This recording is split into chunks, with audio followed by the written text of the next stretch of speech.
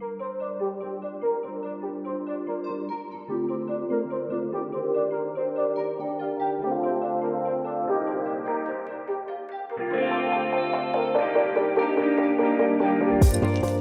back to the Quest for Success podcast. Thank you so much for tuning in once again. Today, we're really looking forward because we have a friend of the show joining us today, Michelle Knox. Michelle, thanks for joining us. Thank you for having me. Yeah, so Michelle, I think, I don't know, you remember, very first time we met, that was probably in 1991, I believe. I visited Michelle's house and then you came to visit her, so that's a long time ago, at least 33 years ago. Yeah, that was back when we were at university up at Newcastle, yeah. That's right, yeah. And so Michelle, how do I introduce Michelle? Michelle is a part-time change manager, but full-time traveler. And also Michelle's done multiple adventurous things. And one of the kind of highlight, I guess, is being on TED Talk. And so, we all watched. And so can you give us a better introduction to yourself, please? Yeah, certainly. So I've obviously known Jamata for a very long time and Dylan since he's been born. So I would consider myself a long-time family friend. Yeah. And someone who, unlike most people might be on this podcast, has lived a very different life to the average. And I now pride myself on the fact that I've done that, maybe not all the way through. So I am someone who will openly admit that I work to live, and my passion in life is travel. And it was a passion I identified quite early in life. And I have managed to find a way to incorporate a career in transformation and change whilst supporting my habit of wanting to go overseas or even around Australia as much as I possibly can. Yeah. So talking about traveling, how many destinations that you've been to? I mean, countries. So I've actually just clocked up 95. Wow. But I compare myself to people who've done like 120. So how many countries in the world? Sorry for my ignorance. We actually just recently did a look into this. There's several ways people look at it. It can include principalities and under various rules. But I think there's somewhere above 147. But it depends on how you do the cut. Wow. So you've done like almost 2/3 or close to. From what I think is what I consider the majority of countries that should count in that list, and that includes things like Vatican City, Monaco. So from that perspective, I've done quite a few, and I am getting to the hairy part now, where I'm down to countries that are a little bit more either challenging to get to or require a bit more effort, and there's security issues as well. So my ambition is to get to 100. I had a plan that I'd like to do one for every year of my life. I believe I'm going to live till about 86. That's a decision I've made. Yep, so, of course. But 86 is like, well, I've hit that now, so let's just go for the century. Wow. That's awesome. And Michelle, so I know you've listened to a few of these episodes, but our opening tradition is we like to understand really what success means to you. So I want to start on that. Right now, what does success mean to you? Success for me is a journey, and in this life, it will end with my eulogy. And at that point, success will be someone who knows me getting up and talking about my life and how I lived it to its full potential and I didn't waste a moment, and I tried new things. I constantly learned. I constantly looked to find joy and happiness and help others. So for me, it's how I'll be measured at the end of my life. So it's a journey, and it's about living your true self, being authentic. And I personally think it's also about how you do that with having a positive impact on other people as well. Mm-hmm.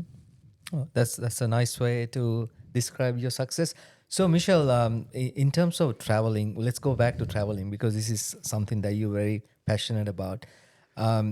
Is that something that the traveling kind of interested you when you were young, or like what made you decide, well, this is what I wanna do? Yeah, so when I was 13, my father was born in Northern Ireland, Belfast, Northern Ireland. So I grew up knowing that Dad had a different accent, but really not understanding too much about his background. Obviously, Northern Ireland was going through quite a tough time with the Troubles and challenges. So when he came to Australia in the 1960s, he made the decision that he was here for a better life. So he didn't bring up a lot of the negative side of Ireland at all. But when I was 13, he took my mum and my sister and I over to meet his family. So he was one of 10. He had a sister living in the US and the rest living in either the UK or Ireland. So we did an 8-week trip starting in the US, so starting in New York, New Jersey, going down to Washington, DC, then over to tour around England, Ireland, Scotland and Wales, and then home via Disneyland and Hawaii, which was like the little bonus at the end. And I remember driving through, my sister's 5 years older than me, so she was 18 at the time, and we were driving through the highlands of Scotland. And I was just mesmerised. It was raining, it was dreary, but it was so beautiful. It was just such amazing scenery. And then I started to just meet these amazing people along the way and other travellers, and it really kicked off something in me that I've never lost. Yeah. So my sister came home and went, well, that's great. I've travelled now, I've done that, and I'm just going to settle in Australia and enjoy life. And I was like, I want out. I want to get out of here again as soon as possible. So I went through school, finished university, and then at 21 I went overseas and did back then what was first Kentucky tour. Wow. So I was quite nervous travelling on my own. So this was a way of actually seeing a little bit of the world with other people, and that just again set it all off for me. Yeah. I'm never more energised than when I'm travelling. Yeah. Or talking about travel. You feel the same way, like even when you started traveling and even now, like 92nd or 93rd trip you've been, you feel the same when you're traveling? You get that excitement? Absolutely. I always there's always a little bit of nervousness when you leave, and you know you're walking into a country where you don't speak the language and you're going to have to put yourself out of your comfort zone. But we have, if I look back when I started traveling in the 90s, we didn't have the technology to support us back then. If you had to be somewhere, you had to look it up on a map and make sure you got there. You had to talk to people. You had to go speak to people to ask questions. And sure, I've had some challenges along the way and bad things happen. We all have. But ultimately, the one thing I think stands true for my experience of travel is I have witnessed the best in humanity for the most part. I've seen kindness from strangers. I've been kind to strangers. You can trust people that you've never met in a moment to help you in a situation. And now it's a lot easier because we use our mobile phones. But one of the things I will say is that being able to actually just go up and talk to a total stranger and get to know them, even if it's a 5-minute conversation, you can learn so much. Yeah, you get to appreciate more on other people, their cultures, and you can't do that when you're going through the internet and looking for, a different destination or that's correct. Not the same, right? Yeah. And also I'd say now we see a lot of travel influencers and those who are influencing and putting up the beautiful shots of the beautiful areas, but what you're not seeing is going and having a meal with a local or eating in a local restaurant or just seeing the local farmers and talking to the locals. That's the true travel experience that you should be seeking out when you do go overseas. Yeah, for sure. And with a lot of this travel, are you doing it mostly by yourself, or do you go with other people? How do you travel? I've done a combination of many things. So I'm largely a solo traveller. I am single, so if I do want to travel, I've got to make the effort myself to go.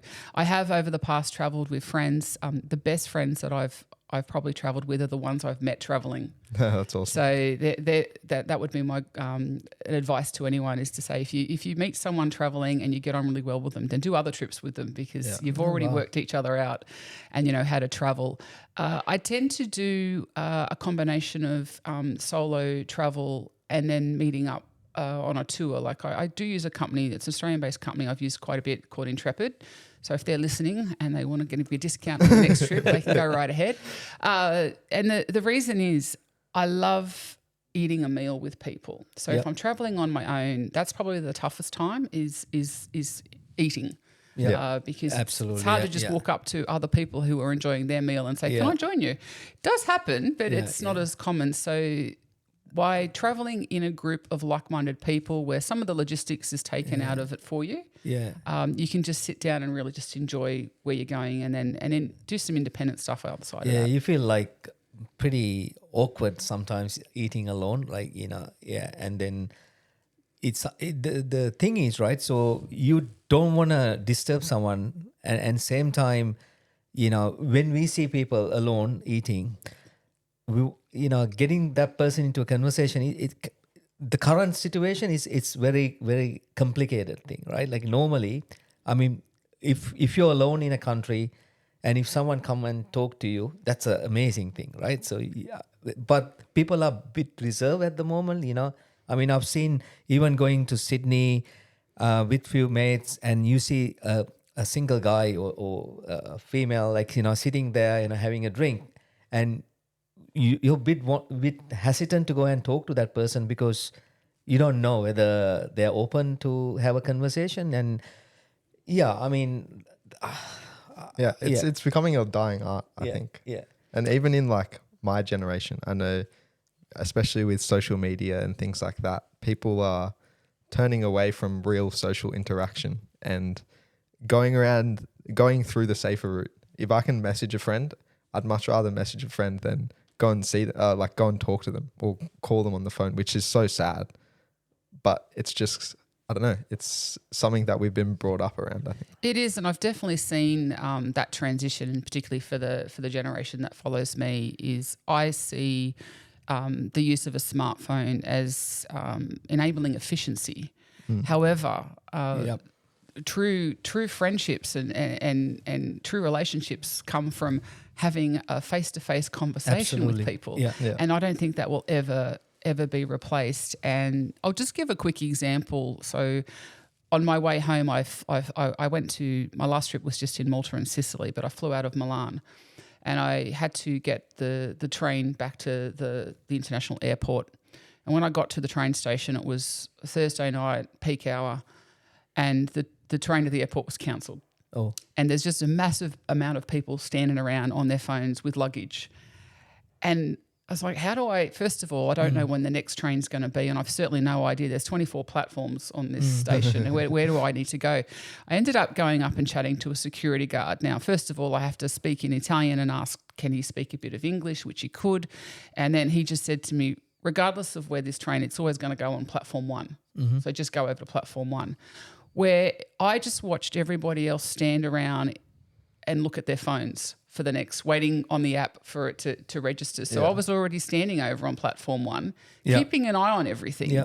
And then a few other people came over, and it also, they were looking at me. We weren't on our phones, and they said, are you here for the Airport Express? And I'm like, yes, I am. Yeah, people are too scared to talk to each other, right? Like it's really sad, like, the phone's supposed to connect us, actually disconnecting us, right? That's right. Yeah. And that's why I think it is important to, particularly why I love these trips, is when you eat with other people, none of us had our phones out. It's great because often when you're traveling, you don't have Wi-Fi, then you can't talk anyway because you've got to put the phone away. So I do feel that's a bit of a lost art for the generation behind me, and I hope that you'll push through and come from your comfort zone and learn how to have a conversation with people. That's why travel, I think, it does that to you. It helps you. Definitely. Yeah. And, when you are doing this solo travel, do you feel like you learn more about yourself when you go by yourself? Yeah, you do. You learn what your boundaries are on a few things. You learn how much you can actually do on your own. You're constantly testing yourself in new and interesting ways. And each day is like a new thing. Like you learn, how do I get from here to there? How do I find a way through? Another example, in Milan, I made a decision at the last minute through someone else recommending this to me to go to the theatre at La Scala, which is a beautiful opera. All right. That was built in I think 1878 or something. So it's this absolutely beautiful theatre.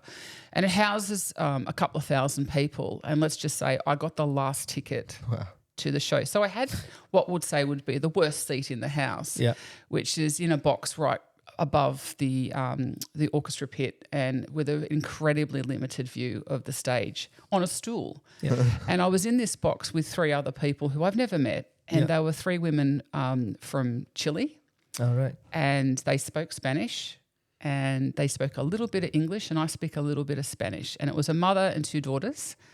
And after 5 minutes of conversation, I was practically invited to sit on the mother's lap so I could view the stage as much as they could. So I can't explain the small box, but we had such a beautiful time. I was able to take some photos and video, probably shouldn't have done that, but it was a ballet we were watching and it was really beautiful, and send that to them. And then we had a little conversation on WhatsApp afterwards. And I felt I wasn't there on my own. I wasn't. I was there part of this family. Yeah. And it's because I've learnt that little bit of Spanish and made them feel comfortable as much as they made me feel comfortable. So that's what I mean about, though. It's genuinely, you hear about pickpockets and muggings and various things, all and they're there. Yeah. They're there. They impact everyone or can. But ultimately, I've often just gone up to a total stranger and said, I just need to go to the bathroom. Can you mind? I'd never give them my passport, but can you mind my bag? Absolutely. Other travellers are going to do that for you. Nice. So it's having that faith in humanity and just the joy of learning about other people. Yeah. So just the continuation on your journey of like traveling, I mean, you've been to so many destinations, not normal person would do. When I say normal, average person wouldn't do. And any, I mean, you probably have a lot of highlights, right, throughout the journeys that you've been to. Anything that come to your mind, like this is like something that I want to share, like, over the years, like, or a destination that you kind of never expected this, like something wowed you. Yeah, I've got quite a few. I mean, I love nature, so traveling through Africa and doing wildlife parks and seeing wildlife in the wild is extraordinary. And I'm always energized when I'm around wildlife and nature, absolutely energized. But I think one, because I have the opportunity to call it out, was I have actually been to Syria and did an overland through the Middle East before we went into Africa. So I've even camped overnight in the Syrian desert one night. But our first stop there was Aleppo, and this was 2005, so this is before the war. And the reason why I want to bring that out is at the time this was when I think things were starting to kick off in the Middle East a little bit. And I wanted to call out that I met some of the most amazing, beautiful people in that country. We were invited into a mosque in Damascus, and as women, that's back then, then it was, we were robed up a little bit like Jedi Knights to go in, but we were escorted in and shown around and shown great hospitality.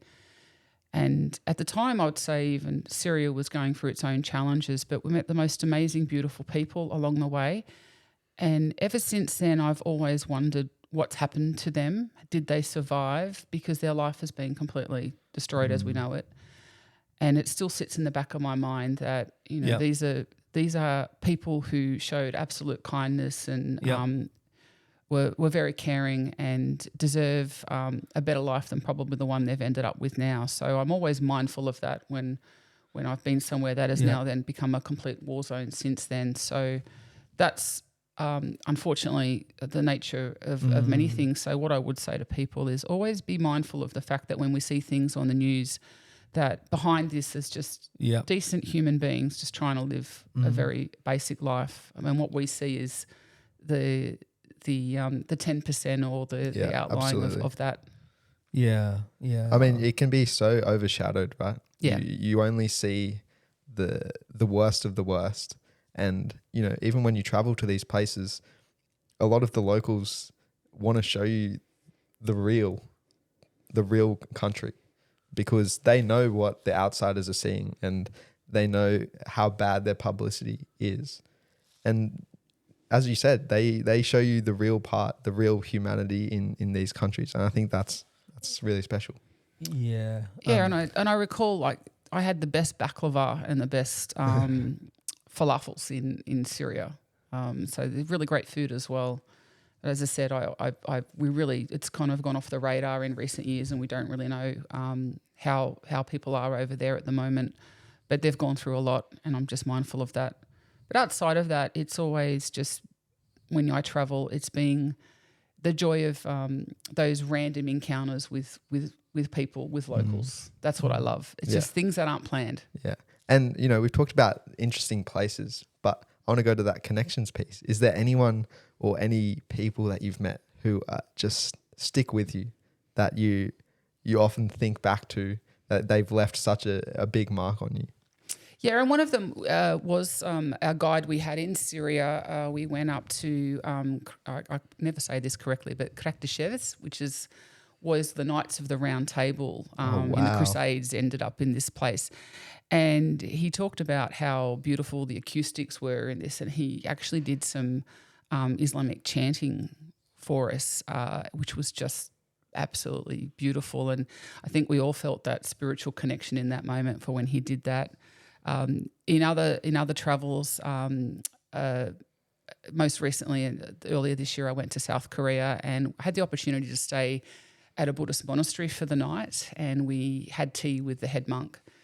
And through a translator, he asked us to ask any sort of questions. And I follow a Buddhist path, so I was probably more the one who kept asking more questions than the rest of the group. But I asked him through the translator what brought him to become a Buddhist monk, and he actually very openly admitted that he tried to commit suicide in his early 20s because he was very unhappy with life. And I wasn't expecting that openness as an answer, and just really getting that connectivity of him, of a human, and his journey and where he saw himself going. And even most recently, I was in Malta, and I just spent the day learning about Maltese history, which is actually quite extensive. Goes right back to the Byzantine and the Romans and the Hellenistic period, and then right up through to World War II. And I was in this small restaurant, and they offered two very traditional dishes, one being a rabbit stew and one being a seafood stew. And I haven't had rabbit since I was a kid, and I didn't like it back then, but I was intrigued. But being on my own, it's like, well, I'm going to pick the meal I'm probably going to most enjoy. However, a group came in behind me, and I could tell from their accents they were two Australian women, and I knew they'd ordered the rabbit stew. So at one point I did actually get up and turn around and ask them how was the stew. And I got chatting, and they were two daughters with their 93-year-old mother who had come back to Malta to say goodbye to her siblings that were still alive. It was her last trip. And that for me was very emotional, just hearing that. And I'd worked out that she would have been living in Malta during World War II. So I asked her, what was that like? Because I just learnt the history that day, and I just wanted to find out. And she actually told me of a story where her and her brothers were shot at in the field by paratroopers while they were trying to plant onions, and they used to have to plant onions at night. Wow. And as she was telling me this, it was obviously obvious. It was the first time her daughters had heard this story as well. And they're like, what? You never told us this. We don't know this story. And it's just those little random encounters of, living history. Yeah. Actually putting something behind it. And then, for her, then moving to Australia straight after getting married and starting a new life, and how that was. They're the extraordinary encounters I really appreciate about travel. Yeah. And I mean, even what you said, we did one episode with Jam's dad, Nimal. Yeah. And in Jam's conversation with him, he learnt that he was, a Buddhist monk. He learnt so many things that he didn't know. And it's almost about, you just have to ask the question, right? Yeah, you just got to get in the right moment. I would clarify also, while I asked about the rabbit stew, they actually gave me some to try, and it was great. So if you ever go to Malta, try the rabbit stew. It's not too bad. So, at the beginning you said you work to live. Yes. Right. And we both read a book called Die with Zero, where he talks about investing in, like, looking at experiences as investments, because, through our discussion, even now, clearly these are memories which have stuck with you for so long and will continue to. And it's an investment that you've made to go over and have these trips. But in the book, he talks about they pay memory dividends. You know, you talking about your experiences now brings back those experiences and you get to almost relive them. Is that one of the reasons that you enjoy or you invest so much of your life into traveling? Yeah, I think so. And I actually, if you think about where you get your energy from, my energy comes from constantly learning, constantly experiencing new things and testing the skills that you don't even think about on it. It's like how to solve a problem, not from a mathematical equation point of view, but a logistical problem in your day right now. A crisis has occurred, your flight's been cancelled or something's. How are you going to solve this in the moment? What action are you going to take? And are you at the same time going to help others or be quite selfish about what you learn? So it's really keeps you on your toes. You're constantly learning. Whenever I travel to a country where English isn't the first language, one of my rules is to always learn my manners. You should always know your manners, to how to be polite, say thank you. Thank you exists in every language as a word. So I've probably learned it in many along the way, and just even small social customs. So I found I spent 12 days in South Korea. It's a country that is incredibly polite, and they have just learning to say thank you. But they also have some little social nuances about how they hold their hands when they're handing you something that you start to realise as I was mastering just the simple word of saying thank you. Yeah. And I got obviously better with the slight accent. I guess they felt I'd been there longer, and I started to see the gestures get stronger in how they held their hands as showing respect to me. And I thought that's really, really beautiful, very subtle, but very beautiful. And I think that's really important as well. I always remind myself I'm a guest in someone's country. They're hosting me, and I'm going to try and be as model traveller as I possibly can, which is just being respectful and mindful of what is the right protocols to conduct yourself with while you're there. Sometimes it's around dress, it's around mannerisms, it's around whether you can speak loud. Like in Italy, they speak very loudly and with hands, and that's encouraged. But in South Korea, it's more softly, and you don't speak openly. If you're on a train, you kind of sit quietly and you read your book. So it's those sorts of things to sort of understand about what's the most appropriate way to behave. Yeah. So any country, Michelle, you thought, well, I want to go more than once? Just about every country I'd love to go back to. There's very few. I do actually have a ranking, and I feel bad for this one. At the bottom of my ranking is Venezuela, and it's unfortunate because I look back at the photos and I did some absolutely amazing things, saw amazing wildlife, Angel Falls, incredible. But I really struggled, and if I think about where that country is at the moment, this is probably why. It's a country that's got some serious internal challenges going on, and everyone they're fighting for their own survival and existence. So what I did find there was I just come out of Colombia and went into Venezuela, and the people in Colombia were really, really friendly and helpful and lovely, and in Venezuela I found everything challenging. And I ended up having everyone's out for what they can get. So you had to put a different mindset on. It wasn't about love and kindness. It was suddenly about survival. And I also remember the mosquitoes being relentless. So I think that didn't help. Just constantly they bite through jackets and clothing and sleeping bags. So you're like, constantly being attacked. So, but I would go back anywhere. I really would. So in terms of ranking wise, what are the top countries? I don't actually have one. I love, if I think of things like Switzerland is just so outstandingly beautiful. Africa's got the most amazing wildlife. I just went to Malta for the first time, love the history, love being anywhere in a European town where there's a little bell tower and a market square and you can smell fresh strawberries and see a little river running through.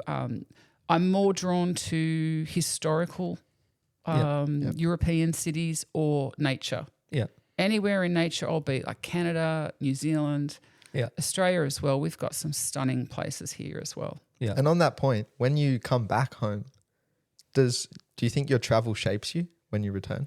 Absolutely. We've all been in situations where we're having a conversation with family and friends and they're complaining about the weather, they're complaining about our social systems or the government or whatever. I go, guys, we are so lucky. Every single time I land, and I landed last Saturday, I just fly in and coming in, usually we're flying in at dawn. So you're seeing the sunrise over a little part of Australia, and I just look down and go, I'm so lucky to live here. Yeah, absolutely. I really am. Yeah, we all feel the same. Yeah, we realizing everything that we have, it's amazing. Yeah. So Michelle, when's Michelle's travel guides gonna be available? Look, I've been blogging for a long time. Recently, it's turned into just like mini Facebook posts that I have promised myself one day I am going to sit down and write the book. And I've already like worked out a couple of chapters. There's bits in there that I just try and things like stories around fights that happen over the Travelator toaster. In the hotel, things that I've seen happen over that. It would be a witty book when I do write it, with some obviously some beautiful little stories entwined, because I've kept travel diaries from way back when I travelled in Nepal in the 90s.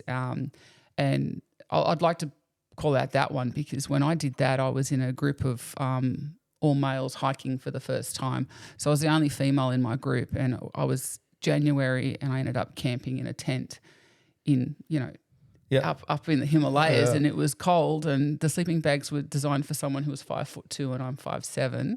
So there's a lot of learnings I got from that. But I've seen friends recently go to Nepal, and they're up in Namchi's Bazaar, and I'm like, hang on, there's shops. Yeah. There were no shops when I was there. There's a runway with tarmac on it. Yeah. That wasn't the case. And so I've got all these wonderful stories from back then about what it was really like to. And I feel that sense of pride now to say I really did it when it was hard yards. Yeah. And how do you feel about that? Like all of these untouched places now becoming a little bit more commercialized and easy for people to access. Because for me, even the Blue Mountains, a place that I absolutely love, they're adding more tracks, more ways to make it more accessible, which I understand, but also takes away some of the beauty and the raw like power of it for me. Look, absolutely. And I think it's partly because the population is continually growing and tourism is becoming...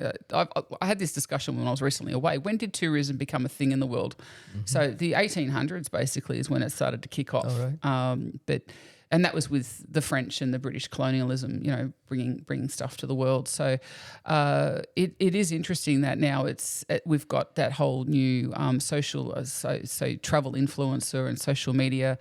And I've seen it in the last couple of years, the people who go to like Mykonos, and they'll take these, Instagram shots that are just by this stunning. So there's so many other things to look at and do. So I'm someone who isn't going to post. I always post the real stories, and for me it's about the food, but it doesn't require the lighting or making everything look fake, because in amongst all that there's the grit of a city, there's the heat of a city, there's the reality that you have to walk up 1,000 stairs to get to that location, or it's really windy for a reason. So I think it's a little bit unfortunate, and I think Dylan, you and I are the same, where we love solitude and peace. So if we want to climb up the top of a mountain, we want to be there on our own.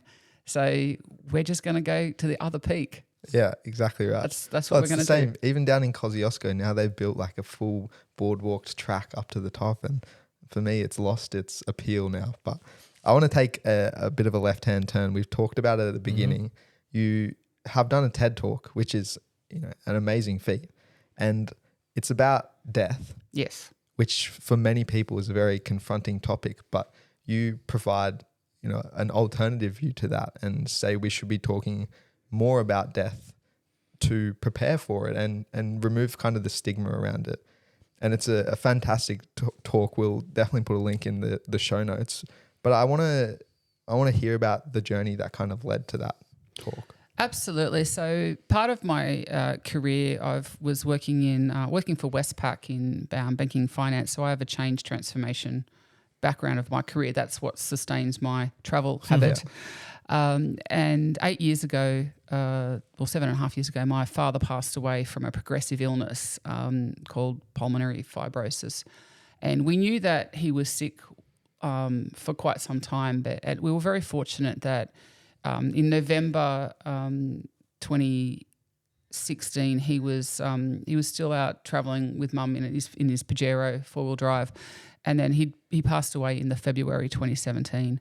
So in the end, it was a very short palliative care component. But during that time, I'd had some very open and honest conversations with my dad, going through his advanced care directive, understanding his wishes around end-of-life care. He wanted to be at home. He really wanted to die at home. Mum and I were prepared, and my sister as well, were prepared to do what we could to help support that. There's a lot of logistics that go into that kind of care, and a lot of things you don't know until you have to go through it, in turn in understanding all the different services that have to get involved and getting the right equipment into the house. And he was on oxygen. There's a lot of rules around having oxygen in the house. You can't have birthday candles. You can't light a candle. You can't smoke a cigarette because you'd blow up the house. So there's a lot of things you need to learn.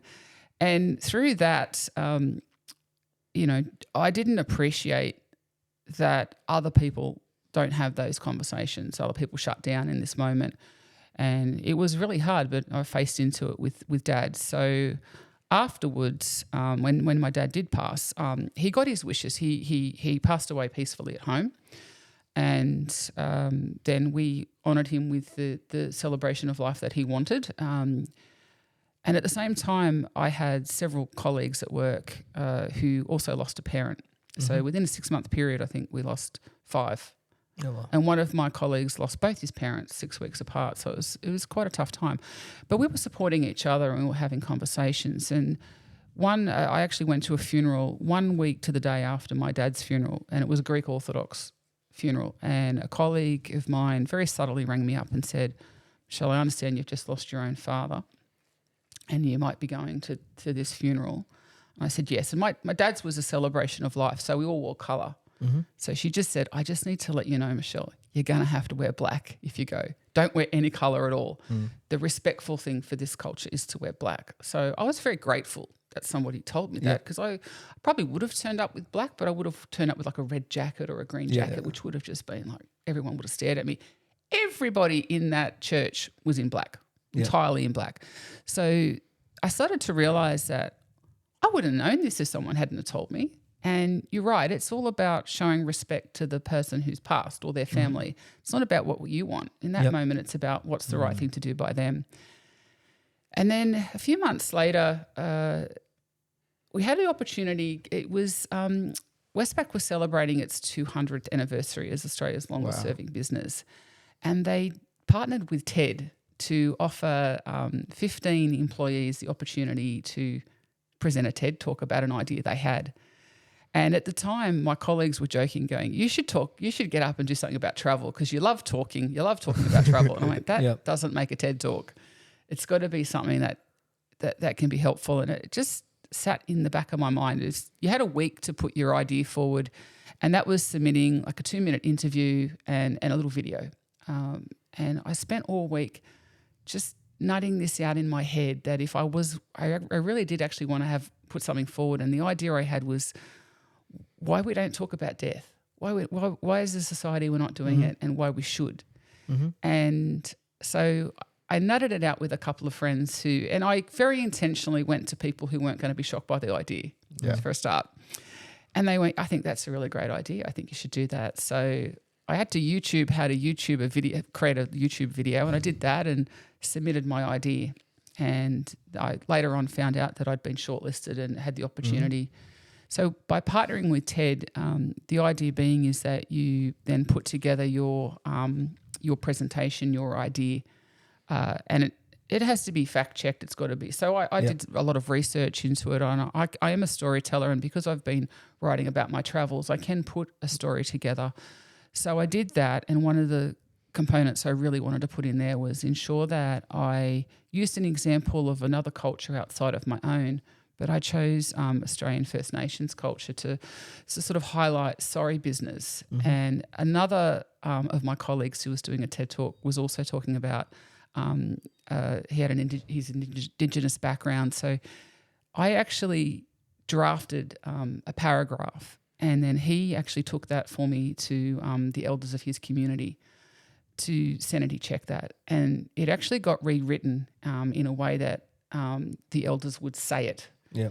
So when I presented that to Ted, I was very insistent that that paragraph be not edited by anyone. That had to stay because it wasn't my wording. Yeah. It was my idea, but it was written in the way that it needed to be said to make sense.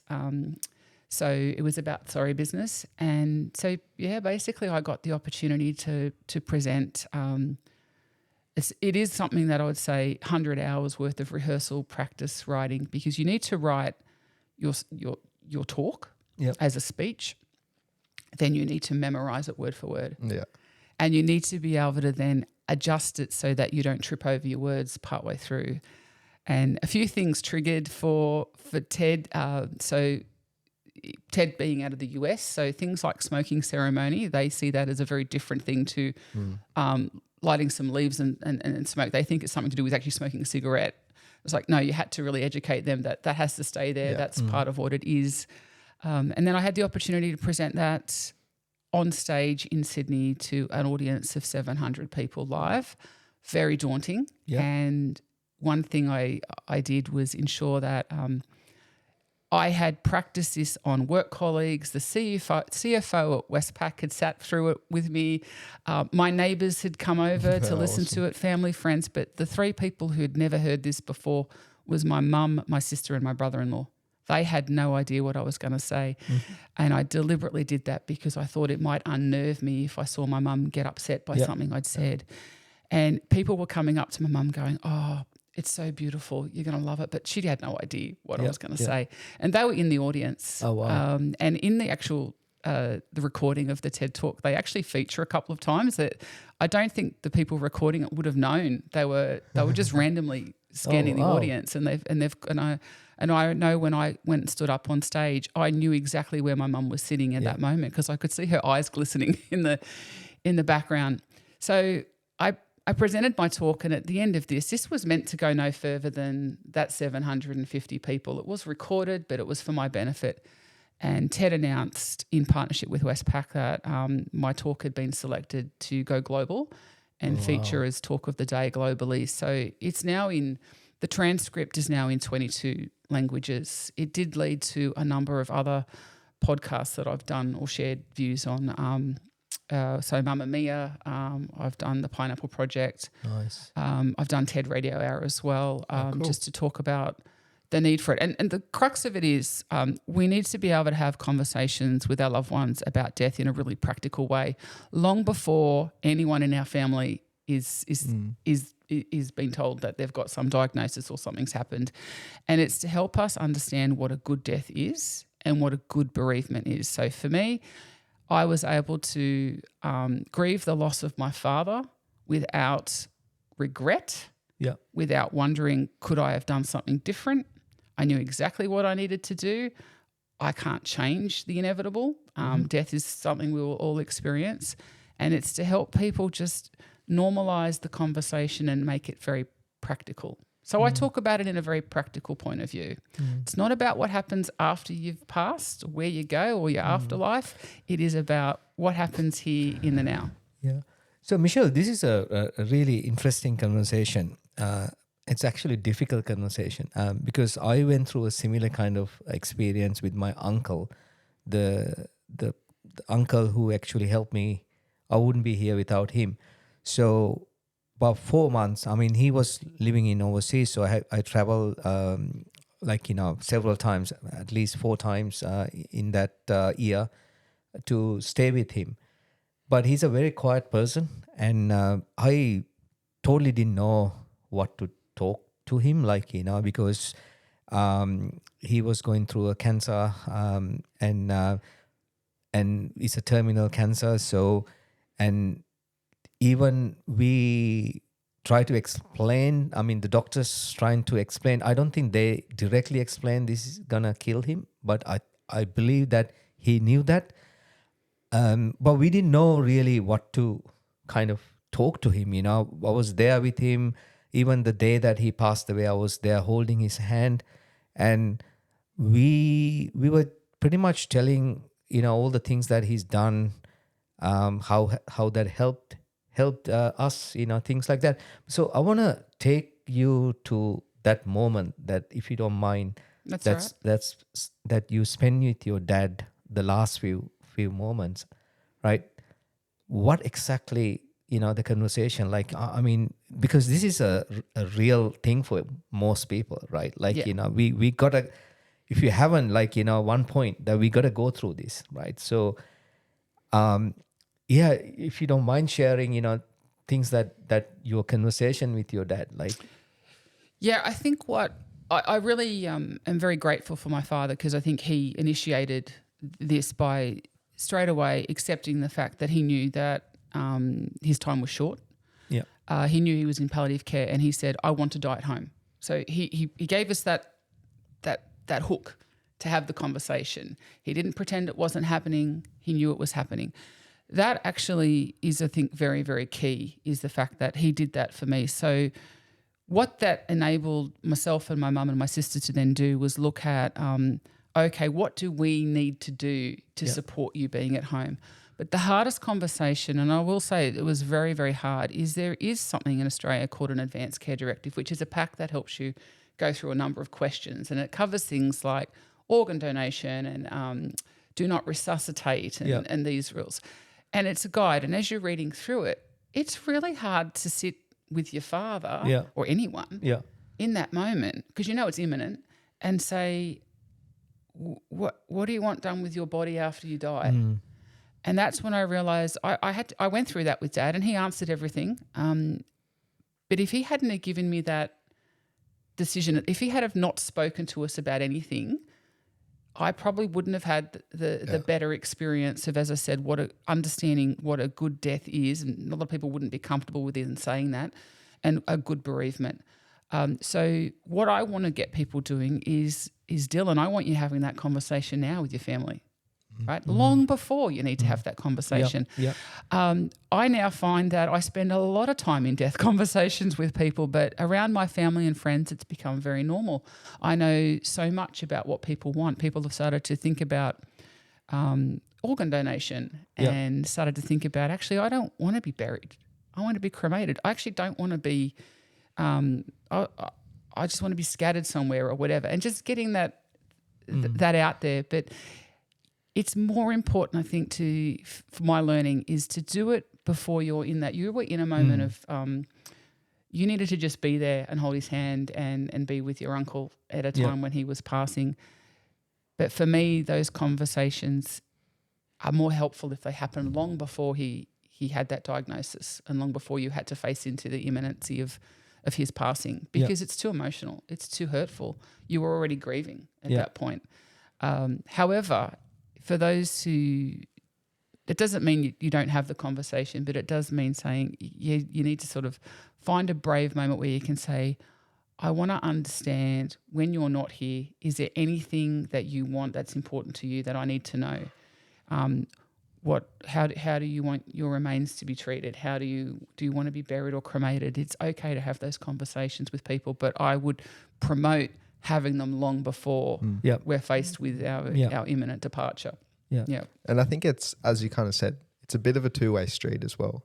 Like, if your dad hadn't have been so open about kind of starting that conversation as well, it would have been a lot harder for you. So it's kind of a two-way street where both parties have to be open to having the conversation. Absolutely.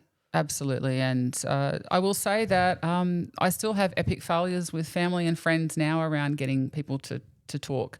And I know that we have someone who we know mutually who lost a father last year. And I do know that he listened and he took that on board. So although they were challenged to have the conversation together, I do know that he understood that, and he took what he needed to do to make sure that he took care of that in the end. And I really just encourage, I just know what it's like. And so many people have come up to me and said, I wish I'd known this, I wish I'd done that. And we don't have to go through that if we can have these conversations. So So I'm still doing work in this space. I call it my compassion project. So up on the 8th of August is Dying to Know Day, and Dying to Know Day. Dying to Know Day, and it's trying to normalise conversations around death. So there's things like death cafes where you can go and build a coffin. You can do all sorts of things, but it's really, really practical. It's not actually about anyone imminently passing. It is actually about having a very practical conversation around logistics and planning. And I call it, I don't call it this, but I've adapted the term since I've heard it, is death literacy, is understanding wills, why we need a will. What happens if you don't have a will? And there's plenty of people who'll be listening to this who'll have lived that nightmare of having to administer an estate that doesn't have a will, or being on the receiving end of having to go through some financial challenges because someone they love didn't have a will, and they've got to go through probate and bring in a public trustee who will take some of the money, by the way. So I say this in my TED talk as well. When else in the world do you give money to the government when you don't have to? So for that alone, get a will. Just have one, you know, once you have assets. And then also for the next generation, we have a digital footprint. So what do we do with our social media accounts? And there's a lot of things to think about as well. Online banking, the whole bit. So there's quite a bit in there. But I look at it from a very practical lens. Yeah, definitely. And I want to go back to the beginning. You kind of spoke about, you know, you've lived a very non-traditional life. Yes. Can you walk us through that a little bit? Okay, so I'd say I'll be really honest. I'm 52. I know I look a lot younger. I'm 52. I am single. I've never been married, and I'm happy to talk openly about this. And I don't have children. I do have 2 dogs. And I grew up at a time where, you know, growing up, born in the 70s, growing up into the 80s and 90s. So first in my family to finish year 12, first in my family to go to university. Wow. These weren't rarities at the time, but it still was. It's a big deal. But I think because of that passion of travel, I just had this instinct that a lot of my friends got married in their 20s. I think there was a 12-month period where I went to something like 9 weddings or something, and it's like everyone was getting married, and I just wasn't feeling that was at that moment, my path. I kept saying, I've got to travel, I've got to do this, I've got to do that. And I did. I've lived abroad, I've traveled. And I always, it's not that I haven't wanted to meet someone, but I've always been looking for that partner in life, that soulmate, that person that you share a journey with. And just through circumstance, it hasn't happened yet. It probably it's still open too? Yeah. Oh, I'm still open, but you know, I'm a bit lazy about looking for like doing anything about it. But because I'm quite content with life. But yeah, I've still have found that I am an aunt to 4 and a great aunt to 7, and I have a magnificent, beautiful role to play in their lives. Yeah. And unfortunately, I haven't been able to get any of my 4 nieces and nephews abroad. I see that as if I had a failing in life, it's that. However, I'm now targeting the next generation. So, and I hope to have a few wins out of them to get them abroad. But what I have managed to do is I made a commitment that I would at least get all 4 of, I have 2 nieces and 2 nephews, and I'd at least get them all on a plane. So I took my 2 nieces many years ago to Melbourne just so that they've been on a plane domestically. And my 2 nephews, for their 21st birthdays, they did skydiving. Oh, so awesome. I got them to jump out of a plane. Now, I've done that myself, so I would never get them to do something I wasn't prepared to do. But they've both got on a plane but exited the plane by jumping out of it. So I think that's the only time they've been on a plane. So, I can play a really important role as an aunt. But I think getting back to the point about, I'm probably the 5% club. It's hard sometimes being out here, but as I've gotten older, I embrace it. And I like being that person who can go and do stuff. So I travel because I can. Yeah. And as I said, I work to travel, but I feel that for me then it's about embracing all the things I can do because of the freedom to do them. Yeah. I have to ask this question. You mentioned earlier that you're following the Buddhist path. Yes. But were you born Buddhist, or what made you decide that that's the right path to follow? Okay. No, I wasn't born Buddhist. I was born into a. I wouldn't. Okay, so I was raised Protestant or Church of England in Australia, but my dad is, I mentioned Northern Ireland, so I'm from a part Catholic Protestant family.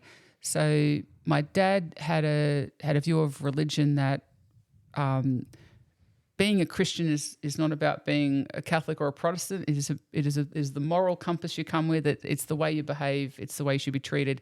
He saw probably the worst of formal religion at times, and how they use that to create war on each other, and he didn't want that for us. However, my parents sent my sister and I to Sunday school, and so I've been confirmed and have a lot of friends who are Catholic, and I've spent a lot of time going to midnight mass and various things along the way. But it was through travel. Firstly, I would say it's a very personal thing, but when I was at Sunday school or going to church, I've never been more bored. It was an hour of my life that I had to endure. I was always made to wear some itchy, scratchy, uncomfortable dress and look proper. Hymns were boring. Hymns made no sense to me.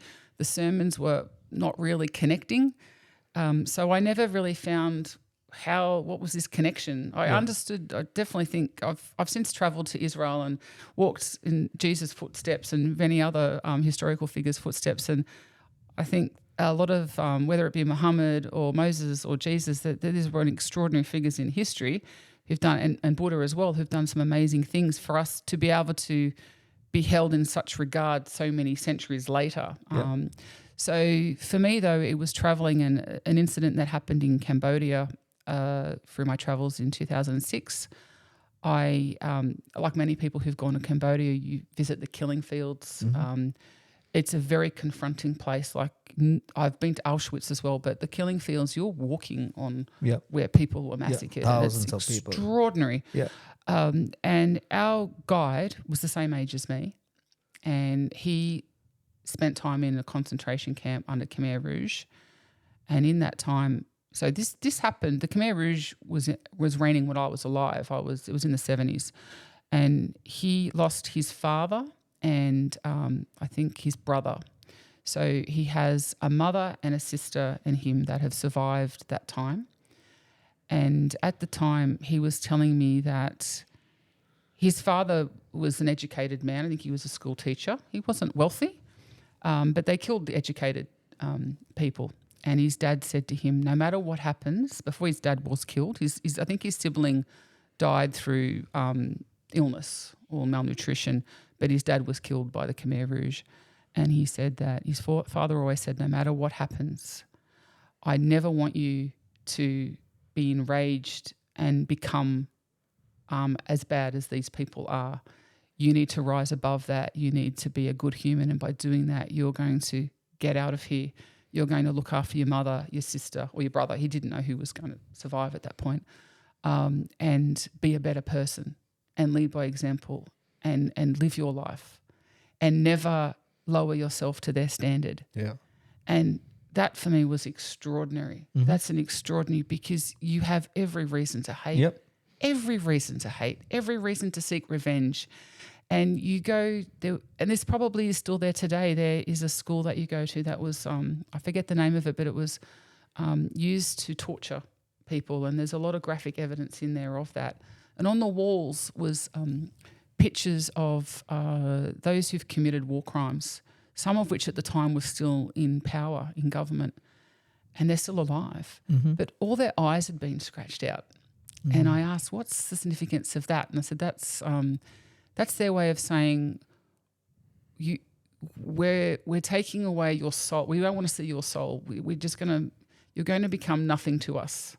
You can't touch us that way. So the opposite, so we see good and evil, and we see, love and hate. But there's an achievement of indifference where you can't hurt me anymore. And the idea of, I think, scratching out the eyes was to sort of say, I'm indifferent to you. I don't see you. I don't see you. You don't exist. And I will move on with my life. And that for me was a trigger going, I really got that. I really understood for the first time that you are completely in control of how you can feel and react to a situation. And it's a very powerful thing to be able to master. And that's why I say I'm on a Buddhist path, because I fall off that path a lot. And I have moments with people where I get very annoyed and very angry. And so for me, it's a journey, and it's about trying to live a certain way, which for me doesn't contradict any views in any other form of religion, because it's a philosophy about how you live your life. But it's one that it just resonates with me the strongest. So I do my best. That's interesting, yeah. So I'm not sure if you'll believe it or not, but we've been going for over an hour. I'm sure. No, I do believe it. But I just want to go back to the first question that we asked. And right now, do you feel like you're successful? More so than ever, yes, because I'm living my life to the way I believe I'm supposed to live it, and I'm being true to myself, my authentic self, and following what I think is the right thing to do. So yes. And so throughout our conversation, I've been writing down a few things which I think impact your success. And I think, you were talking a lot about success for you is the journey and being authentic and having a positive impact and always doing things. And I think one thing that contributes a lot to that is you're very open-minded. You talk about all of these different places you've been to and how you respect everyone else's culture. You love to meet new people. You're really going outside your comfort zone and having an open mind to all of these new perspectives, whether you agree with them or not. You're always very respectful to these other cultures and things, which I think is having that open-mindedness is something that's tapering off now, because we're bombarded by all of this negative media and things like that. So people are closing off to a lot of different cultures and new experiences. So I think that's something that's very special. And I'm sure people will be able to see you're also an excellent communicator. Absolutely. And I think that is another very powerful thing, which we've seen throughout our conversations with people. Communication comes up time and time again. Just your ability to be in a new place and connect with people as well. And I think communication is the way that you connect with other people. And then I've also got the ability to have tough conversations. Yes. Yeah. I think that's very powerful. A lot of people know what they need to say, but when push comes to shove and you're in the moment, a lot of people shy away from that. And so I think having that ability to go through with it and have the tough conversation it's a very powerful thing, because you get a lot more achieved, and you're not putting up this wall and pretending you're someone else. You're being direct and saying what needs to be said. And the last one you just mentioned it, authenticity. You are Michelle Knox, and you embrace. You're not worried about what other people think and the stereotypes of normal society.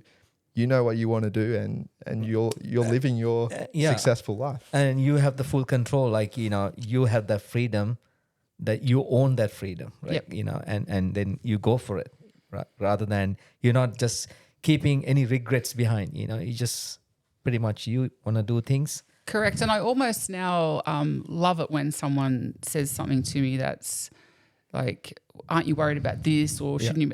It's almost like, bring it on, because that's the challenge. I'm going to do the opposite of what you say, because that's who I am. So, and I think for me, and we'll know this, traditionally I'm now going into a part of my life where, I'm 52, so I'm getting older, and that's just where we start seeing people we believe become more closed-minded. I'm more determined than ever to just go, well, so after this call, I'm going to hit you up about your thoughts on nuclear energy, because I need to understand where we're heading in modern times and stuff as well. I'm going to continue to be learning, and I'm going to continue to that's an awesome thing. Like, I mean, this is what we realized, we talked to several other people throughout this podcast, and that learning mindset, you're always there to learn, every moment, every opportunity that you see as a learning opportunity, whether it's a good or bad, so that's a great ingredient for success. Yep. Yeah.